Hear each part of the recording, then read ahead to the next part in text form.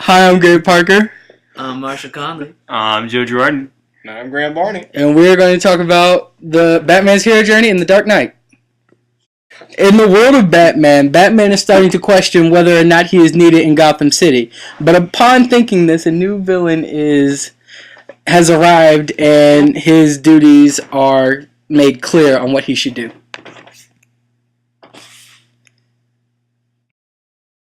Man has no limits. Well, you do, sir. Well, can't afford to know him. And what's going to happen on the day that you find out? We all know how much you like to say, I told you so. On that day, Master Wayne, even I won't want to. Respect. Look at you. What do you believe in, huh? What do you believe in? I believe whatever doesn't kill you simply makes you stranger.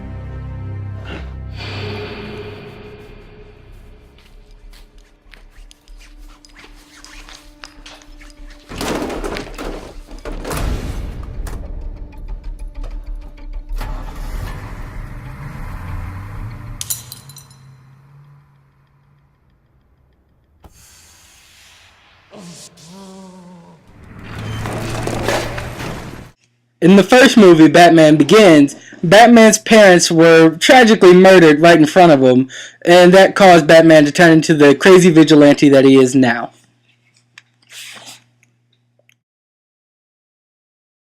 For the calling of Batman, in the following scene, we're going to show Commissioner Gordon flashing the bat signal over Gotham, which throws Batman into action to save the city.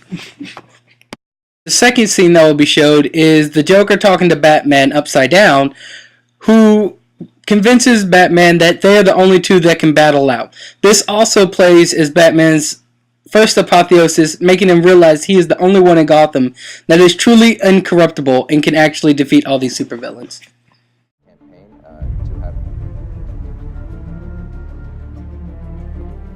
Ever intending to see your wife again, Lieutenant? I thought you had to go look after your mother, Detective.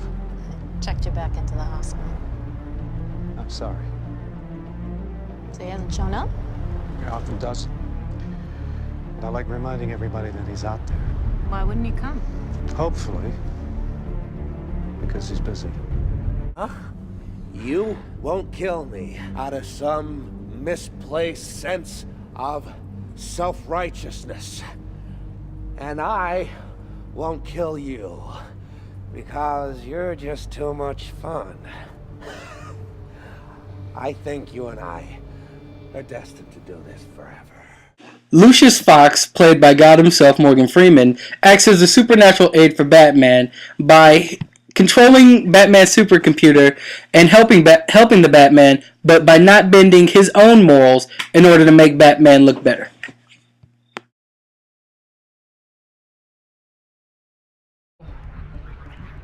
Unethical, dangerous.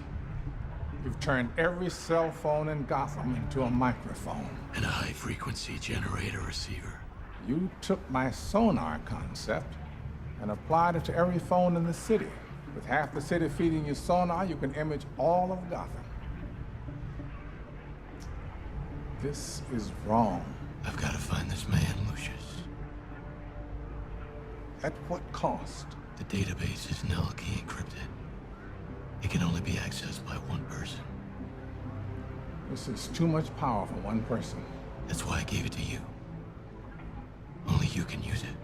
Spying on 30 million people isn't part of my job description. This is an audio sample. If he talks within range of any phone in the city, you can triangulate his position. I'll help you this one time. But consider this my resignation. As long as this machine is at Wayne Enterprises, I won't be. When you're finished, type in your name.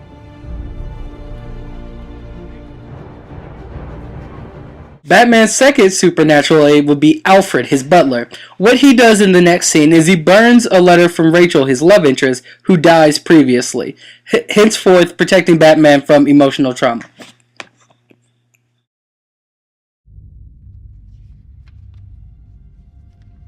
Dear Bruce, I need to be honest and clear. I'm going to marry Harvey Dent. I love him, and I want to spend the rest of my life with him. When I told you that if Gotham no longer needed Batman, we could be together, I meant it. But now I'm sure the day won't come when you no longer need Batman.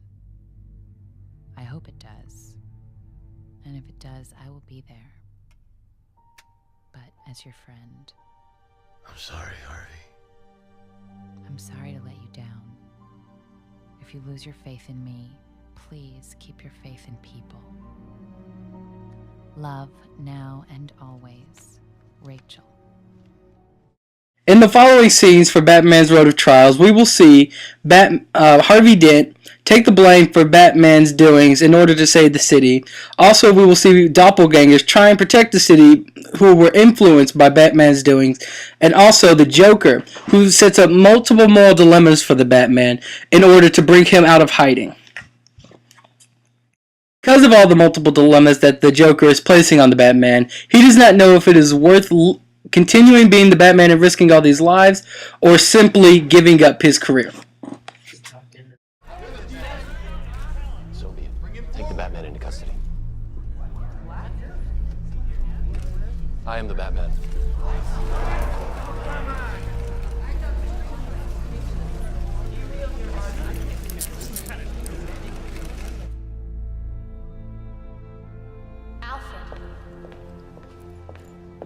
Why is he letting Harvey do this? He went down to the press conference. I know, and he just stood by. You better be. Because they get anything on you. And those criminals are back on the streets, followed swiftly by you and me.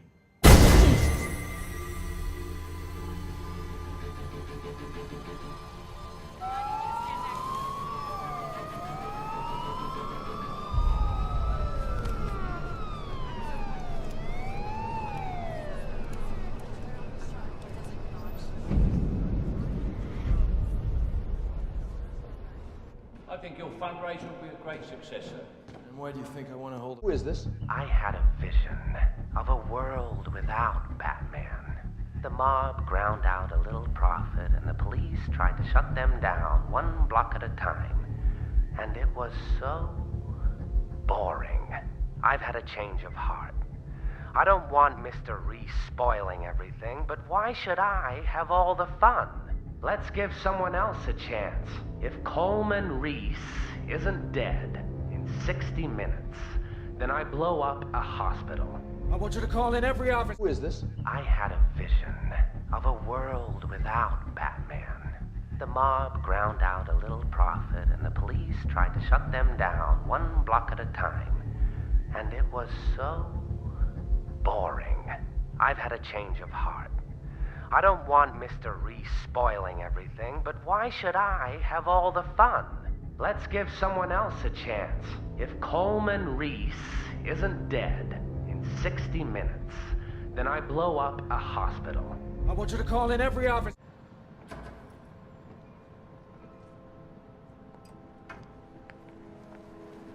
Harvey may not know you well enough to understand when you're making fun of him, but I do. No, I meant every word. You know that day that you once told me about when Gotham would no longer need Batman? It's coming.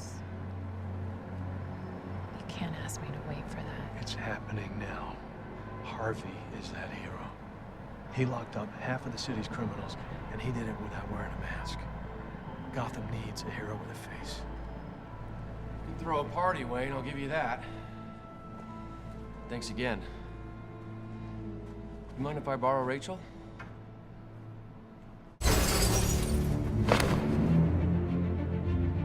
Don't let me find you out here again. We're trying to help you! I don't need help. Not my diagnosis. What gives you the right? What's the difference between you and me? I'm not wearing hockey pads. Get mauled by a tiger. It was a dog. Huh? It was a big dog. More copycats last night, Alfred, with guns. Why don't you hide them and take the weekend off? That wasn't exactly what I had in mind when I said I wanted to inspire people. I know.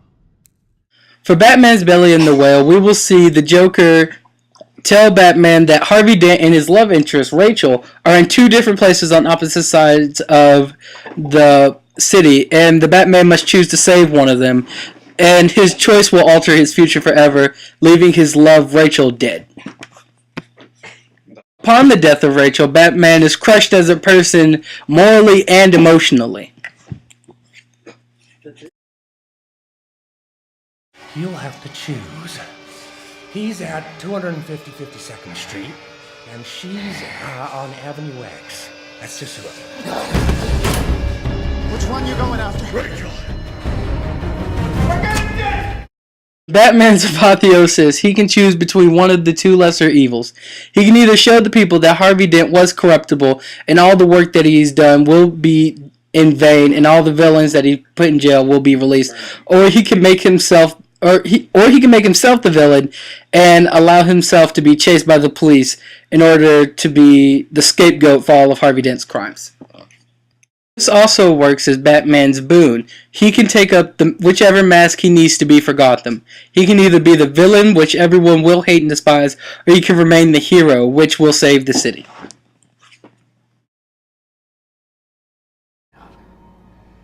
People will lose hope. They won't. They must never know what he did. 5 dead. 2 of them cops. You can't speak that.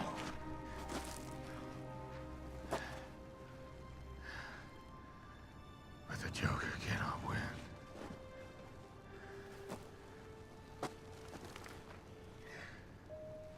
Gotham needs its true hero.